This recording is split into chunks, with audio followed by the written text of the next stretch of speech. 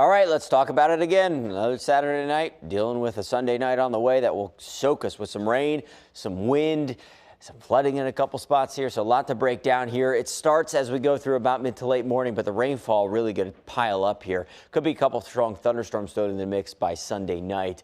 Street flooding easily possible with the amount of rain we're going to get, and maybe some tidal flooding in a couple spots due to the wind, and that wind is really going to crank by the end of the day into the night here. But at least today was our quiet day. Saw some sun in the morning. Now we're just dealing with the increase in clouds, and that'll be the case as we head into the night. And also into the night, temperatures are going to come up. We bottomed out around 8-9 p.m. earlier this evening. Temperatures are down in the 30s. They're coming up, so waking up a bit on the warmer side into tomorrow morning than we should be this time of year. That's a sign of all the moisture coming in from the south. Big area low pressure soaking the Florida peninsula begins to fill in by mid to late morning. Early tomorrow morning, you should be okay, but by 9-10 a.m., rain's already starting to begin down towards the Outer Banks, and then all bets are off here into the afternoon. We're talking about widespread light rain starting first in the afternoon, then it becomes moderate into the evening, and then heavy into the late night, and then we're keeping that around into the early portions of Monday morning here. That's why the flood watch is up from Sunday afternoon into Sunday night. Widespread rain over 2 inches, yeah. And then there's going to be a couple spots here where we're talking over about 3 inches of rainfall. So going to lead to some flooding in a few spots, especially those low-lying areas that don't drain so well.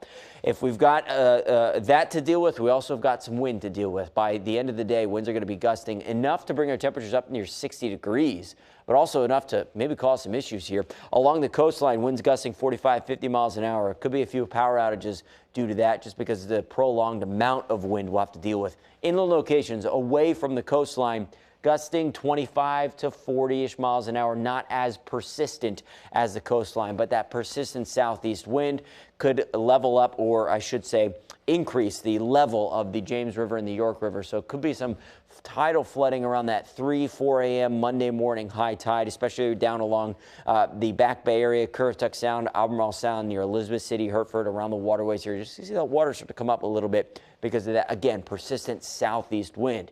Now, as the area low pressure passes by overnight into Monday, that breeze then flips out of the northwest, and it'll still remain pretty blustery on Monday, but drier on Monday. So here we go into tomorrow morning, clouds increasing. Here comes the rain by midday. It's light at first into the afternoon, becoming a bit moderate into the evening, now becoming a bit heavy. Now we're throwing in some thunderstorms with some heavier rain by the late night hours. That takes us overnight too.